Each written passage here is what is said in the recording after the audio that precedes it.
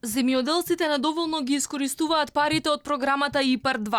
Европа критикува, надлежните се правдаат дека подобри резултати ќе има годинава. Земјоделците досега добиле 3 милиони евра, но во Министерството за земјоделство се оптимисти дека во текот на годинава ќе се доделат вкупно 8,7 милиони евра. Таму се нотира постоењето на ризикот во делот на самата исплата, зашто ние имавме на највисоко ниво разговори со DG Agri. Крупните проекти кои што се веќе реализирани во овој период ги доставија барањата до платежната агенција и затоа велам дека таа слика сосема ќе се промени во следните месеци кога одеднаш ќе се исплатат крупните проекти кои што веќе се реализирани.